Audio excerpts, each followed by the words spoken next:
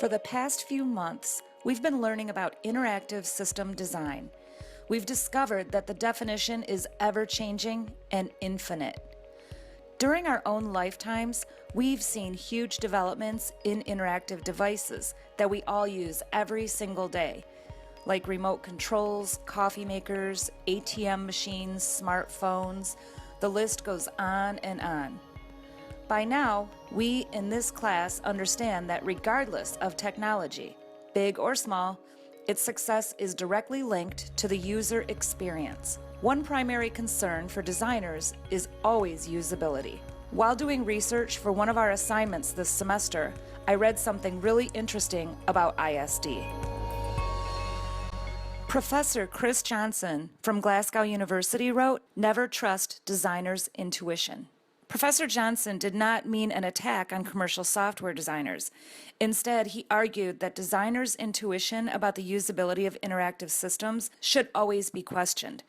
This is because, for the most part, designers may not be typical of the user population that they are designing for, simply because of the sheer diversity of many user populations. Interface designers must understand their user population. So how do designers go about developing products that will enhance the user experience? In this presentation, I'll briefly describe the design methodology behind interactive system design. The basic design methodology can be broken down into 4 phases: plan, design, develop, and deploy. Each phase involves specialized key players and specific steps to take in order to stay on track for a successful product design outcome. Phase 1. Plan. During the planning phase, there are 4 things to do: research, observe, understand, and analyze. While the customer prepares to develop the idea into a product, a designer collects requirements and details from the stakeholders or customer. They collect research data from user researchers, and then they analyze and compare the market research results to create a design plan. The key players in Phase 1: stakeholders or customers, and product managers. Phase 2. Design. During the designing phase, the designer develops concepts by using cases and business processes to develop wireframes and design concepts. Case scenarios and business processes are used as examples to develop skeletal frameworks and conceptual layouts and even prototypes. Designers work with the development team to influence design decisions in order to integrate performance and usability possibilities. This is the time where a designer would make sure that the design decisions are in sync with what the end users want based on the research. The key players in Phase 2 are product managers, project managers, and the development team. Phase 3. Develop. During the development phase, the product almost reaches the primary phase of production.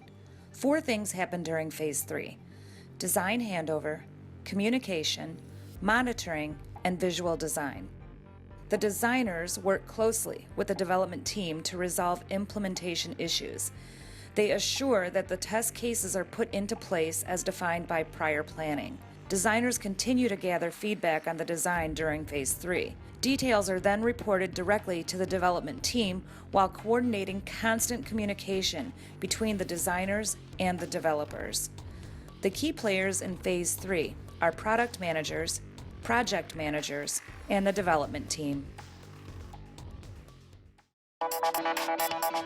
Phase 4. Deploy.